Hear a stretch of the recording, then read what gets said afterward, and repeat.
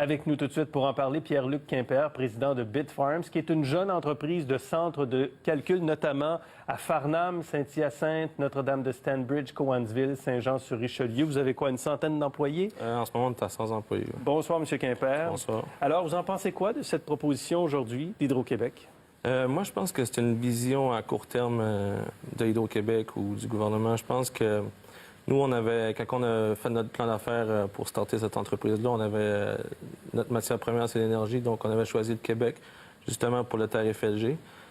Donc, nous, notre vision en affaires, c'est de créer un pôle d'innovation consacré au blockchain.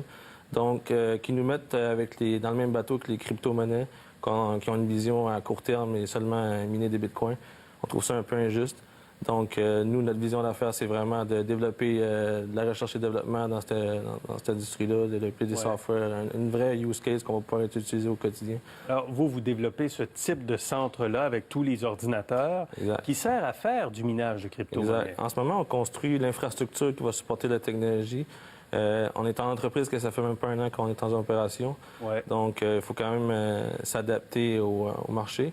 Mais on a un vouloir de créer plus que ça. Donc, c'est pour ça que si le gouvernement nous augmente le tarif ou Hydro-Québec nous augmente le tarif LG, c'est de la recherche et développement qu'on va pouvoir faire en moins au Québec.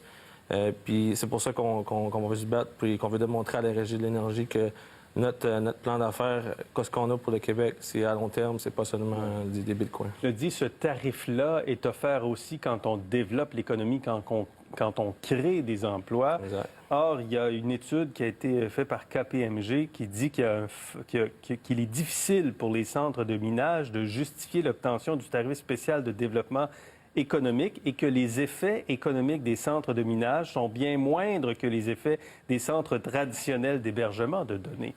Donc, la fonction développement économique, jusqu'à quel point vous l'atteignez? Bien, moi, je trouve que Bitfarms, c'est le meilleur exemple de développement économique parce qu'on était capable de créer 100 emplois en même pas un an. Donc, avec 27,5 MW. Donc, on a déjà démontré à tout le monde qu'on crée de l'emploi.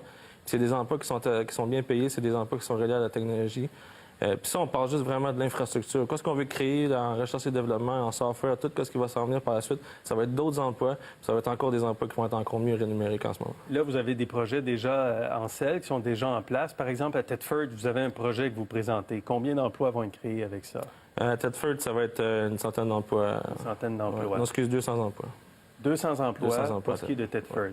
Est-ce que si, du côté du développement économique, il y a un enjeu très, très clair, du côté de l'utilisation de l'énergie, Hydro-Québec dit, nous, on a besoin de solutions. On ne peut pas répondre d'abord à toutes les demandes et il doit quand même y avoir un nombre de mégawatts disponibles. Donc, la solution qu'on trouve, c'est pas d'aller à 15 cents. On va à 15 cents sur les projets qui vont dépasser 500 mégawatts, mais c'est d'offrir des enchères. Donc, au niveau des enchères, on va être encore capable, et là, on s'excuse, je ne sais pas s'il y a eu intervention Hydro-Québec. d'Hydro-Québec, justement, pour fermer la lumière. Mais on est sur le visuel, donc on va pouvoir poursuivre notre discussion. Donc, au niveau de l'énergie, Hydro-Québec a besoin de trouver des solutions. On ne peut pas répondre à toutes les demandes. Puis nous, on est en mode solution avec Hydro-Québec depuis le départ. Nous, quand on a commencé à vérifier cette compagnie-là pour créer Bitfarms au Québec, on s'est assis dès le départ avec Hydro-Québec, puis on a vérifié les régions du Québec où il y avait des surplus d'énergie. Donc, cette conscience-là, on l'a depuis le départ. C'est nous qui avons expliqué à Hydro-Québec depuis le départ c'est quoi notre industrie.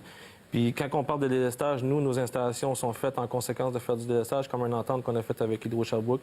Nous, pendant la période de pointe, on n'est pas dans la période de pointe. Donc, on utilise vraiment des surplus énergétiques que les compagnies n'ont pas de besoin durant la journée.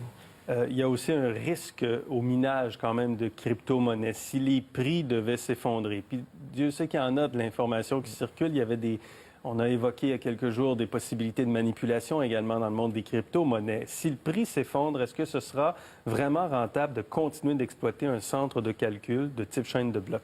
Bien, nous, c'est pour ça aussi qu'on a une vision à long terme de la technologie. Nous, on croit en la technologie. Pour l'instant, on peut dire qu'on utilise la crypto-monnaie pour financer notre vrai plan à long terme, qui est la technologie. On pense que le minage va devenir une entreprise avec moins de marge qu'on fait en ce moment.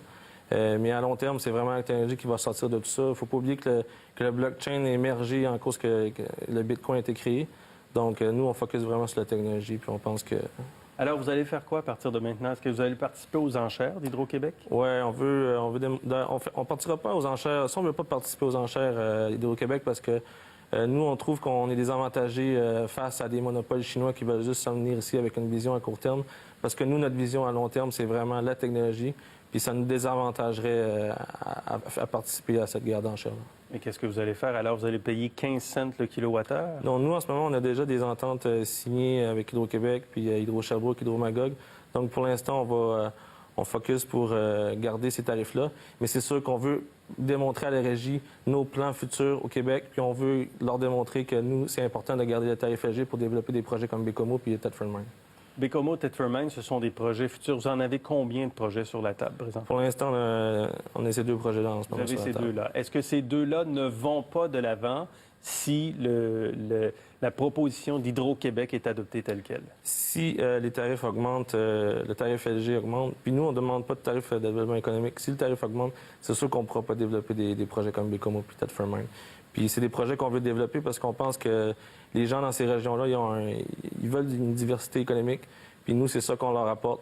Donc tout le monde est gagnant. Puis nous, l'énergie est proche des barrages à Baie-Comeau. Donc pour nous, c'était win-win d'aller dans ces régions-là. Mais quand vous avez le tarif M et le tarif LG, 3,5 à 5 cents le kilowattheure, Hydro-Québec dit aujourd'hui, vous devez faire une soumission à au moins 1 cent de plus. Nous, on ne va pas soumissionner sur ces... C'est pas vivable pour vous, ça? C'est pas vivable à long terme. À court terme, ça va être vivable. Juste pour donner un exemple, depuis la réalité du 15 décembre, quand le prix du Bitcoin était à 19 000 US, la difficulté du réseau Bitcoin a augmenté de 290 %.